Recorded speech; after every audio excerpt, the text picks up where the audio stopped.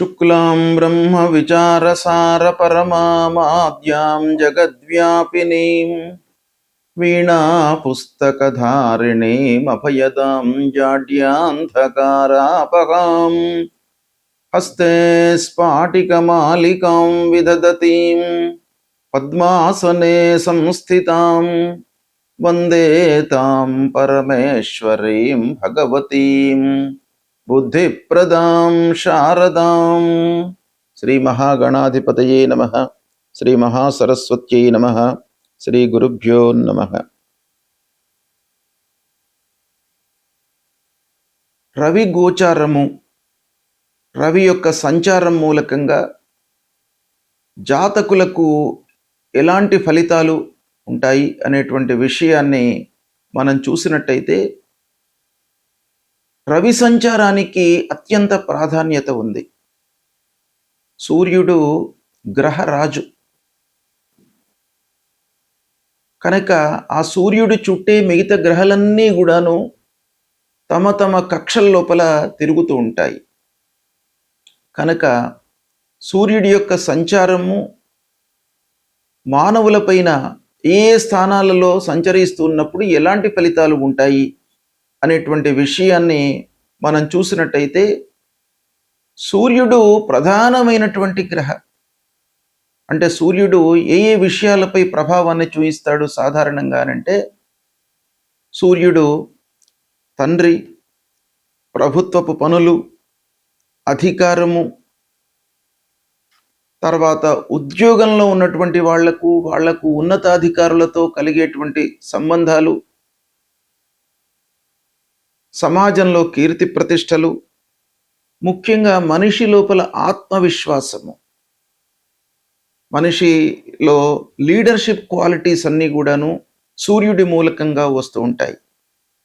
తర్వాత రాజకీయంలో ఉన్నటువంటి వాళ్లకు, ఉద్యోగులకు ఉద్యోగం ఎలా నడుస్తుంది అనేటువంటి ఎన్నెన్నో విషయాలపై సూర్యుడి యొక్క సంచారము గోచార రీత్యా లేదా జాతకులు జన్మించినటువంటి సమయంలో సూర్యుడు ఉన్నటువంటి స్థితి మూలకంగా, సూర్యుడు బలవంతంగా ఉన్నాడా, జన్మ సమయంలో బలహీనంగా ఉన్నాడా, అష్టక వర్గు ఎలా ఉంది, సమరాశిలో ఉన్నాడా, మిత్రరాశిలో ఉన్నాడా, శత్రురాశిలో స్థిరమై ఉన్నాడా జన్మ సమయంలో అనేటువంటి విషయాలపై సూర్యుడి యొక్క ఫలితము ఆధారపడి ఉంటుంది. అయితే గోచార రీత్యా సూర్య భగవానుడి యొక్క సంచారము 12 రాసుల వారికి ఎలాంటి ఫలితాలు ఇవ్వబోతున్నాయి అనే విషయాన్ని మనము తెలుసుకుందాం. సింహరాశి వారికి 15 జూన్ 2026 నుండి 16 జూలై 2026 వరకు బుధుడు మిథున రాశిలో సంచరిస్తున్నాడు. అంటే ఈ సమయంలో సింహరాశి జాతకులకు గురు గోచారము, సింహరాశి జాతకులకు రవి గోచారము ఎలా ఉందో తెలుసుకుందాం. అంటే సింహరాశి వారికి మిథున రాశి ఏమవుతుంది, ఏకాదశ స్థానం అవుతుంది. అంటే ఏకాదశ స్థానంలో సంచరిస్తున్నాడు. ఏకాదశ స్థానము గోచార రీత్యా అత్యంత శుభప్రదమైనటువంటి ఫలితాలను ఇచ్చేటువంటి స్థానం. కాబట్టి సూర్యుడి యొక్క అనుకూలత బాగా ఉంది సింహరాశి వారికి. అందున సింహరాశికి అధిపతి సూర్యుడు. అలాంటి సూర్యుడి యొక్క అనుకూలత ఉంది. కాకపోతే సూర్యుడు బుధుని క్షేత్రంలో సంచరిస్తున్నాడు, మిథున రాశి, అది కూడాను మిత్రరాశి. కాబట్టి సింహరాశి వారికి ఈ సమయము చాలా అనుకూలంగా ఉంటుంది. సూర్యుడి యొక్క ప్రభావం మూలకంగా మీకు చాలా విషయాలలో మంచి ఫలితాలు ఉంటాయి. మిగతా గ్రహాల యొక్క అనానుకూలత ఉన్నా కూడాను పర్టికులర్గా ఈ సమయంలో, అంటే 15 జూన్ 2026 నుండి 16 జూలై 2026 మధ్యకాలం లోపల ఆ సూర్యుడి యొక్క అనుకూలత మూలకంగా మీకు చాలా మంచి ఫలితాలు కలుగుతాయి. ఆదాయము పెరుగుతుంది. ముఖ్యంగా ఆదాయం విషయం లోపల ఈ సమయం బాగా కలిసి వస్తుంది. అంటే ఈ నెల రోజుల పాటు మీరు కొంత జాగ్రత్తగా అన్ని విధాలుగా ఆలోచించి ఆదాయంపై మనసు నిలిపినట్టయితే మీకు ప్రతిఫలము అనుకూలంగా ఉంటుంది. చాలా సంతోషంగా రావాల్సినటువంటి డబ్బు వస్తుంది.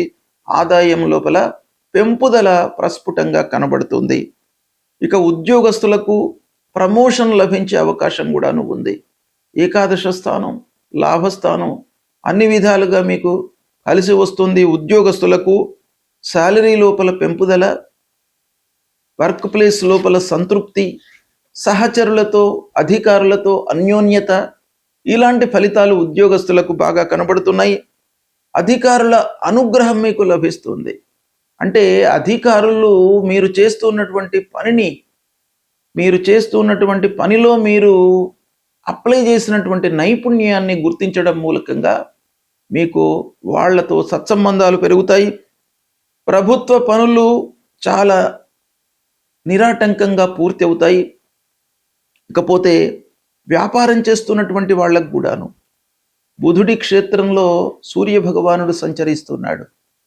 ఇది వ్యాపారస్తులకు కూడాను చాలా అనుకూలమైనటువంటి సమయము.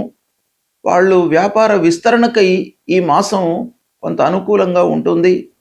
లాంగ్ టర్మ్ వ్యాపారం కాకుండాను ఈ మాసంలో మీరు షార్ట్ టర్మ్లో ఏవైనా పెట్టుబడులు కానివ్వండి, విస్తరణ కానివ్వండి చేసినట్టయితే మీకు చాలా కలిసి వస్తుంది. లాభదాయకంగా ఉంటుంది. కొత్త పరిచయాల మూలకంగా మీకు పనులు నెరవేరుతాయి. కళాకారులకు, సంగీతవేత్తలకు, సాహిత్యంలో ఉన్నటువంటి వాళ్లకు, సోషల్ మీడియా రంగంలో ఉన్నటువంటి వాళ్లకు ప్రజాదరణ పెరుగుతుంది. కొత్త అవకాశాలు వస్తాయి. ఇకపోతే అన్నదమ్ముల యొక్క సహాయ సహకారాలు కూడాను ఒక పక్కన బాగా కనబడుతున్నాయి. వివాహ ప్రయత్నాలు కలిసి వస్తాయి. ఈ 1 మంత్ మీకు బాగా అనుకూలంగా ఉంటుంది. సింహరాశి జాతకులకు మిత్రుల యొక్క సహాయ సహకారాలు లభిస్తాయి. ఆస్తుల విషయంలో మీరు పూర్వం ఎదుర్కొన్నటువంటి సమస్యలన్నీ కూడాను పరిష్కారం అవుతాయి. పెట్టుబడులు లాభించే అవకాశం కూడాను కనబడుతుంది. ఆరోగ్యము స్థిరంగా ఉంటుంది. ఇక ఆత్మవిశ్వాసము అన్నిటికంటే కూడాను మీ లోపల ఈ సమయంలో బాగా పెరిగే అవకాశం ఉంది. అధిపతి సూర్యుడు, మిత్రక్షేత్రము, లాభస్థానము ఇలాంటి కాంబినేషన్ మూలకంగా మీ లోపల ఈ నెల ఆత్మవిశ్వాసంతో మీరు పనులు చేస్తారు. సంపూర్ణంగా మీరు ఒక సంతృప్తితో ఉంటూ పనులను ప్రారంభిస్తారు. సమాజంలో మీకు కీర్తి ప్రతిష్టలు, మర్యాదలు లభిస్తాయి. కోర్టు వ్యవహారాలలో విజయం కూడాను కనబడుతుంది. ఓవరాల్గా చూసినట్టయితే సింహరాశి వారికి సూర్యుడి యొక్క సంచారం మూలకంగా కలిగేటువంటి ఫలితాలు చాలా శుభప్రదంగా ఉన్నాయి. కనుక ఈ సంచారాన్ని మీరు ఉపయోగించుకున్నట్టయితే మీరు చాలా సత్ఫలితాలను పొందుతారు. సూర్యుడి యొక్క సంచారము ప్రతికూలంగా ఉన్నప్పుడు, అంటే సూర్యుడు జన్మస్థానము, ద్వితీయ స్థానము, అర్ధాష్టమ స్థానము అంటే 4వ స్థానము, పంచమ స్థానము, సప్తమ స్థానము, అష్టమ స్థానము, నవమ స్థానము, ద్వాదశ స్థానము ఈ స్థానాలలో సంచరిస్తున్నప్పుడు మనకు గోచార రీత్యా ప్రతికూలమైనటువంటి ఫలితాలను ఇస్తాడు. కాబట్టి ఈ గోచారంలో అంటే ఈ స్థానాలలో సంచరిస్తున్నప్పుడు మనము తప్పకుండా పరిహారాలు చేసుకోవాలి. అంటే పరిహారాలు చేసుకునే ముందు ఆ సూర్యుడి విషయమై, సూర్యుడి యొక్క సంచారం విషయమై మనము కూలంకషంగా తెలుసుకోవాలి. ఇప్పుడు గోచార రీత్యా ఎలాంటి స్థానాల్లో సంచరిస్తున్నాడు, జన్మ సమయంలో సూర్యుడు ఎలా ఉన్నాడు, బలవంతంగా ఉన్నాడా, బలహీనంగా ఉన్నాడా, మిత్రక్షేత్రంలో సంచరిస్తున్నాడా, శత్రుక్షేత్రంలో ఉన్నాడా, శుభ దృష్టి ఉంది ఆ సూర్యుడి పైన, లేదా అష్టక వర్గులో ఎన్ని పాయింట్స్తో ఉన్నాడు, ఇవన్నీ కూడాను కూలంకషంగా మనము చూసుకొని సూర్యుడికి సంబంధించినటువంటి పరిహారాలు చేసుకోవాలి. అయితే సూర్యుడికి యొక్క పరిహారాలలో ముఖ్యమైనటువంటి ఏంటంటే సూర్య నమస్కారాలు చేయడము. ఉదయాన్నే లేచి సూర్యుడికి 12 సార్లు నమస్కారాలు చేసుకోవడము, సూర్య భగవానుడికి అర్ఘ్యప్రదానం చేయడము. అంటే అర్ఘ్యప్రదానము అత్యంత ప్రధానమైనటువంటి పరిహారంగా మనకు శాస్త్రం చెప్తోంది. కాబట్టి అర్ఘ్యప్రదానం అంటే నీళ్లు వదిలిపెట్టడము సూర్య భగవానుడికి. అది మీరు చేసినట్టయితే చాలా సత్ఫలితాలు కలుగుతాయి. అంటే మీరు ఏం చేయాలి? అర్ఘ్య ప్రదానం చేస్తున్నటువంటి సమయంలో ప్రతిరోజు కూడాను సూర్యోదయ సమయంలో ఒక రాగి పాత్రలో నీళ్లు తీసుకొని అందులో ఎర్రటి పువ్వులు లేదా అక్షతలు వేసి తూర్పు వైపుకు నిలబడి, అంటే తూర్పు దిశలో మన ముఖాన్ని ఉంచి అటువైపు నిలబడి, అంటే సూర్యోదయం అటువైపు నుంచి అవుతుంది కనుక సూర్యుడికి ఎదురుగా మనం నిలబడి అర్ఘ్య ప్రదానం ఇవ్వండి. తద్వారా మీకు ఆ సూర్య భగవానుడి యొక్క అనుకూలత కలుగుతుంది. ఇది చాలా ప్రధానమైనటువంటి పరిహారము. రెండవది, ఆదిత్య హృదయము పారాయణం చేసుకోండి. మూడవది, సూర్యుడికి సంబంధించినటువంటి మూల మంత్రం జపా కుసుమ సంకాశం కాశ్యపేయం మహద్యుతిం తమోరిం సర్వపాపఘ్నం ప్రణతోస్మి దివాకరం అనేటువంటి ఈ మూల మంత్రాన్ని ప్రతినిత్యం కూడాను చదువుకోండి. సూర్యుడికి సంబంధించినటువంటి గాయత్రి జపము మనకు శాస్త్రంలో చెప్పబడి ఉంది. అది కూడాను మీరు ప్రతిరోజు చదువుకున్నట్టయితే సూర్య భగవానుడి యొక్క అనుకూలత ఉంటుంది. సూర్యుడు ఆరోగ్యాన్ని ప్రసాదించేటువంటి గ్రహము కాబట్టి మీరు ఈ సంచారంతో నిమిత్తం లేకుండా ప్రతిరోజు కూడాను సూర్య భగవానుడికి నమస్కారం చేసుకోండి. ఆదిత్య హృదయం చదవండి, పారాయణం చేయండి, సూర్య గాయత్రి జపించండి. మీకు ఆరోగ్యము ప్రధానంగా సూర్యుడు ఇస్తాడు.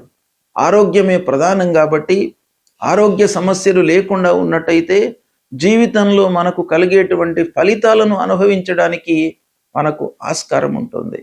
కాబట్టి సూర్యుడిని మీరు ప్రతినిత్యం కూడాను కొలవండి, అనుగ్రహాన్ని పొందండి. శుభం.